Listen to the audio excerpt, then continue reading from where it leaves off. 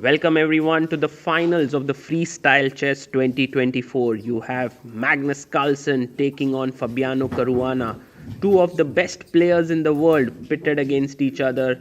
What better can you ask for? Caruana has the white pieces in game 1 and Magnus will have white in the next one. The pieces are scrambled on the last rank, freestyle chess, rook on a1, king on b1, bishop on c1, bishop d1, rook e1, two knights and the queen. Let's see how Caruana begins. Shake of hands and off we go. Fabiano Caruana thinks for his first move. It's always important. But I have a feeling that e4 looks like a normal move here, backed by the rook, opening up the bishop. But Caruana goes d4. He opens up this bishop here, which is interesting. Now, d5 might be an idea, f5 might be an idea, but Magnus goes g6. Now, this is not an easy, safe move in chess 960 because you're opening up your queen. However, you're not controlling the center. Caruana brings his piece out, controlling the center, and wants to play e4 to get two pawns there. So Magnus has to play this carefully. It's not normal standard chess where theory is well developed and you know what you're doing. Here you can make a move and suddenly regret later. Oh my god, I have no center control anymore. So Magnus plays d6, opening up his bishop here. Caruana does the most logical thing, which is to capture the central space. And what is black going to do next now? Very logical to hit back in the center. If you play d5, then f5 can become a very big possibility in the style of King's Indian. So Caruana takes on e5, and I think his logic is that now the queen is blocked here, his knight is well placed, but how is he going to develop his other pieces is the question. And I really like this move next, b3, because with this he's going to put his bishop here, put more pressure on the e5 point. Magnus may have to go f6, but then his pieces are not so well placed. He goes knight f6, and this is a very interesting move. You should also notice how Magnus tries to coordinate his pieces. So bishop b2, now this is attacked. Also the queen is x-rayed on the back. So Magnus has to tread carefully here. He goes knight d7. And this maneuver does remind us of the Berlin, anti-Berlin lines where you play your knight from f6 to d7 and later push your pawn to f6.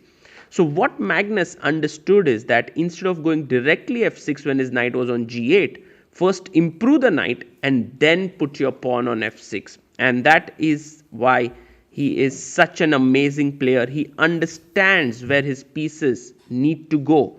And that is one of the biggest skills that you can ask for in freestyle chess. Meanwhile, Fabiano Caruana is developing all his pieces quickly. All his minor pieces are out in the game. Magnus goes bishop to e7. Just trying to finish his development as well. And now it's time to perhaps bring your queen into the game, but Caruana goes long castle. Wow. And that brings another piece into the game. This looks like such a nice fancy move there. Rook d1. White's position looks like a picture of harmony. Everything's out. But that's the thing in freestyle chess. You may get all your pieces out, and that's also the case in normal chess. But sometimes they just don't do much. And is that the case? Knight comes out to e6 for Magnus. He's looking at the f4 square, maybe at the d4 square, and also at the c5 square.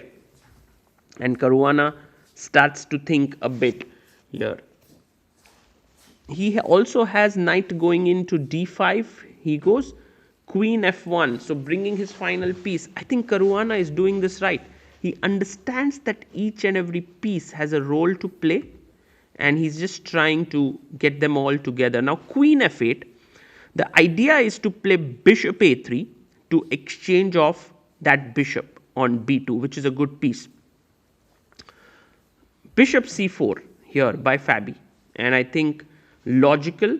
He's attacking the knight, but I think in a way it gets hit by Magnus's next move, knight b6, and you can sense that slowly Magnus is taking over. Maybe not in a big way, but his pieces just make more sense.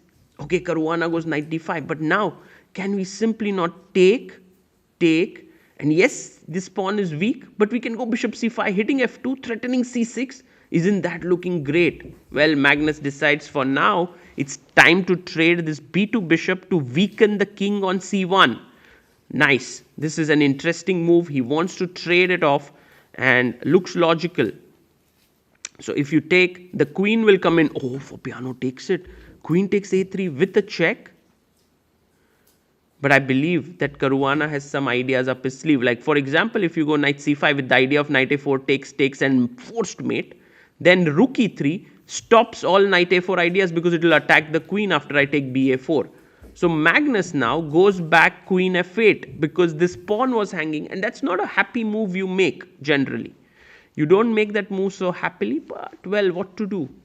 He wanted to protect that pawn and he went back. And now Caruana pushes his pawn to a4, so he's slowly gaining space. He's okay to give up this bishop, I believe. He's been keeping it under attack for quite some time. Magnus first kicks the knight out, and I think Magnus basically understood that it's more important to get rid of the knight on d5 than the bishop. And so after takes, it feels like here black has a comfortable position. His queen can now come to c5 because f6 is no longer hanging. Caruana makes another very dangerous decision because now rook takes e6 would be very powerful. But instead, Magnus, without thinking much, takes with the bishop. And this allows actually Caruana to take the d file in his control with queen d3.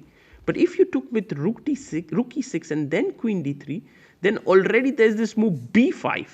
Very interesting. And if you take, there's already the queen coming in and attacking here. So those were some of the plans. But bishop e6, queen d3, now you can't play really b5 because after takes, queen a3, there's already check and you trade this off. So rook on e6 would have controlled that square. King c7, Caruana now puts his queen on c3. Magnus had this very small chance actually there, which he kind of missed. Queen c5 played. And he wants to trade the queens. The queen is attacking the f2 point.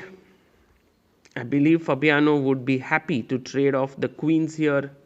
He goes rook e3, logical chess, just taking control of the f2 square. And Magnus trades rook. So the only imbalance you can see in this position is the bishop versus knight. Who should it favor? Well, the position is closed enough that the bishop is not really superior to the knight. Rook takes rook. And now Caruana, of course, can take the queen. He can also prevent the exchange of queens with a move like queen e1, or he can just improve his position. He does so with king to b2. It's a nice little move there. And Magnus now ready to move his rook into the game.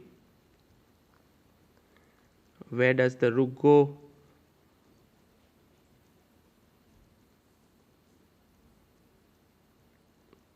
He's thinking about it. Maybe rook d1. Yes, that's what he plays. Rook to d1 played in the position. And maybe you want to go rook f1, put some pressure on the f2 point. And Fabi just exchanges that thing off as well. So now if takes here, this is a drawn position, drawn endgame. So that's the thing. And if you here the rook is attacked, so he plays the move rook d8, does Magnus, and he says now the f2 point is hanging. Caruana brings his rook up to e3. The players most likely are going to repeat. Magnus goes rook d1. Sometimes, you know, when you repeat once, it's already a very tacit draw offer. And I think that's exactly what is happening here. Rook comes back to e1. offering a trade, and I think Magnus will go back to d8,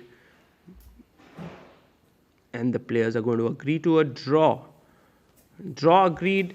The first game of the finals ends in a draw in 25 moves. The opening worked out very well for Magnus. There, Caruana played all the logical moves but got nothing really out of the opening. And this is a dangerous situation for Fabiano now, because tomorrow he will have the black pieces in the classical game, and generally in this, having white pieces is quite an edge in freestyle chess. And well, if the second game also ends in a draw, we'll have rapid tie breaks, then blitz.